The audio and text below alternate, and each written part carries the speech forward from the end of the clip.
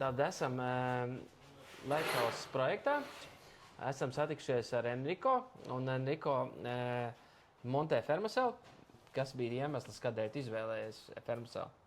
Nu, tad sākumā jāsāk ar to, ka es pats biju dzirdējis kaut kur jau par jums var dzirdēt, bet arī mājas saimnieks ieminējās par Fermacell, ka varbūt varētu Reģipšu vietā izmantot Fermacell. Un tādu mēs aizbraucām pie jums uz ofisu, paskatījāmies, kā izskatās krāsots, viss ļoti, ļoti patika. Un tad sākām likt, un skaidrs, ka tie galvenie pienesumi, tie galvenās svarīgākās lietas ir ekoloģija. Tad tas ir tāds ļoti eko materiāls, jo tātad tur ir ģipsis, ūdens un papīrs. Nu, tad visu to saprasē kopā un dabūjam tādu skaistu, stingru materiālu.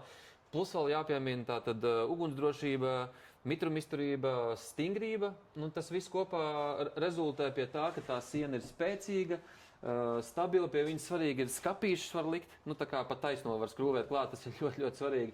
Un arī likšanas ātrums, kur mēs izmantojam šaušanas tehnoloģiju.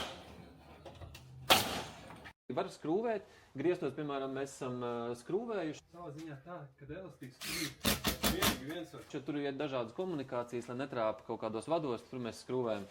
Nu, un tālāk jau, rekur, šī vieta, tātad montāžas un pabeigšanas ātrums. Tātad šo vietu, kur ievietot līme, vienkārši nokast to līmi nost, bišķiņ, un nošpaktelē šo vietu.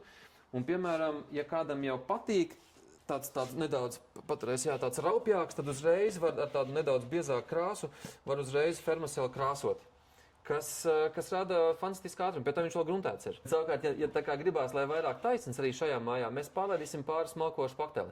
Tas ir, salīdzinoši ar Reģipsu, tas ir ātrāk, vienkāršāk nekā visas šīs ailes, piemēram, Reģipšu gadījumā špaktelēt, slīpēt un ņemties. Nu jā, es teiktu pats materiāls un ātrums, un tas rezultāts, ko mēs dabūnam.